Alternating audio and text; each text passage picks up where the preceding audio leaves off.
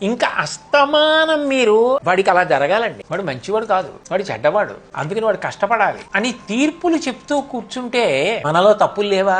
మనం ఏ తప్పు చేయలేదా? మనం అసలు ఎప్పుడూ జీవితంలో ఏ తప్పు చేయకుండా ఉన్నవాళ్ళమా? మనకేదైనా కష్టం వచ్చినప్పుడు ఇతరులు కూడా అలా అంటే ఎంత బాధగా ఉంటుంది. నేను ఇంత కష్టపడుతుంటే మంచి పని అయిందే అన్నారట అంటే నువ్వెంత బాధపడతావు? అట్లా ఉండకూడదు. ఇతరులు కష్టపడితే సంతోషించడం ఏమిటి, ఇతరులు బాధపడుతుంటే నువ్వు ఆనందించడం ఏమిటి? రాక్షస గుణం కదూ, అస్సలు ఉండకూడదు మనిషి అట్లా. కానీ మనిషి సంతోషించడం మొదలు పెడితే అటువంటి వ్యక్తి ఎక్కడ ఉన్నా కుటుంబంలో ఎవ్వరూ ప్రశాంతంగా ఉండలేరు, ఆ వీధిలో ఎవరూ ప్రశాంతంగా ఉండలేరు, ఆ రాష్ట్రంలో ఎవరూ ప్రశాంతంగా ఉండలేరు, ఆ దేశంలో ఎవరిని ప్రశాంతంగా ఉంచాడు. ఎందుకు?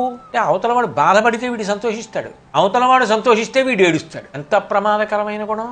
ఇట్లా ఉండకూడదు. అవతల వాళ్ళకి కష్టం కలిగింది, తనకే కష్టం వచ్చినట్టు బాధపడ్డం. అంతేగాని అవతల వారికి కష్టం వచ్చింది, అది తనదే కష్టం, కనీసం మనసులో బాధపడడం అలవాటు కావాలి. అవతల వారు సుఖపడుతున్నారు, ఓన్లీ అమ్మయ్యా వాళ్ళు సుఖంగా ఉన్నారు అని తను సంతోషించాలి. ఇది అలవాటు చేసుకోకపోతే ఎంత గొప్ప స్థితిలో ఉన్నా ఆ వ్యక్తి ఆదరణీయుడు కాడు, ఎవరు మెచ్చుకోరు, ఎవరు ఇష్టపడరు. అసలు అలా మనిషి బ్రతకకూడదు.